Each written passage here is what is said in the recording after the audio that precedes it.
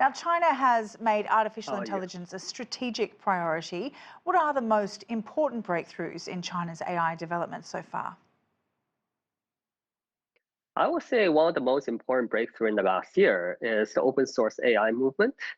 If you look at ChatGPT or Anthropic in the United States, you type in a question that goes back to the data center and then give you an answer. Whereas you can download the Chinese open source software onto your computer, and all your data is private, and most importantly, it's free, right? So the open source model, the Chinese open source model now has gone from about 2% market share 3 years ago to about 60% market share. And I think it's one of the success stories that you probably never heard about here in the West. And beyond the tech itself, how is AI already transforming everyday life in China, from healthcare to education and transport, as well as manufacturing?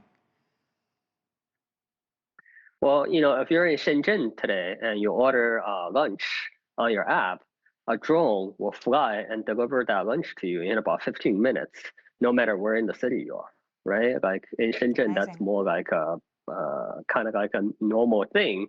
Where here, we still have regulatory hurdles to prevent that from happening. In the healthcare sector, people are using open source AI to self-diagnose before going to doctors. In education, I think I did a program on this show about 8 years ago, education robot, and back then I said, the AI is not quite there yet to custom tailor education solutions for each kid.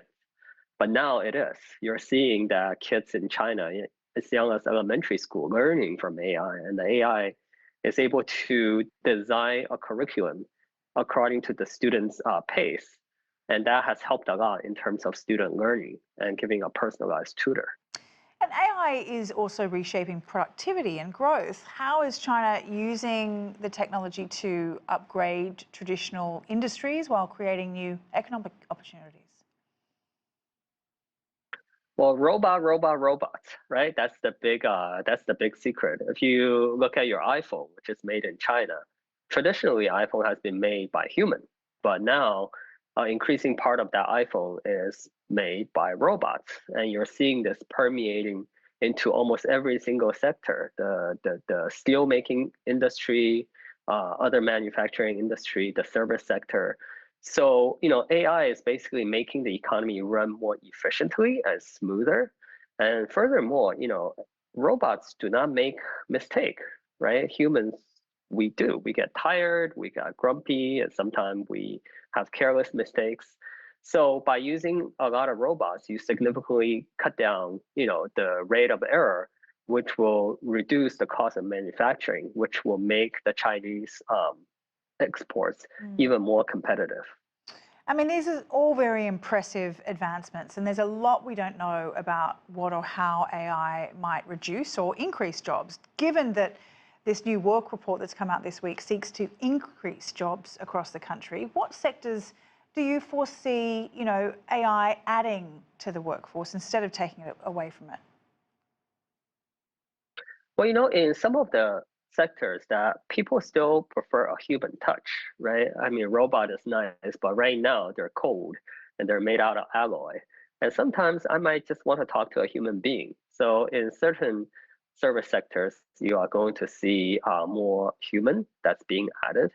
But overall, I think the great wave is that for many of the sectors, you will see fewer and fewer human. So, we're going to have some winners and some losers. And I think if you are a college grad entering the economy right now, you want to be in one of those sectors that will see job growth rather than, job cuts. And looking globally, how are China's AI advances influencing international cooperation, especially in areas like development, climate solutions, and digital inclusion as well? Well, China is exporting its AI and its robots all over the world, right? So it will make production more productive and more efficient all over the world. And it will allow kids everywhere from Africa to the Middle East to the United States to have personalized tutors. It will give people access access to medical opinions in places in which it's difficult to reach doctors. So you're already seeing this in parts of Africa in which kids talk to AI and parents talk to AI when their kids get sick and ask, what is wrong with my kid? Do I need to send him to a doctor? And if it's not a big deal, then going to doctors is expensive, right? So we're already seeing that people going to AI first before going to human, and this effect is already going to compound in the next 5 years, for sure.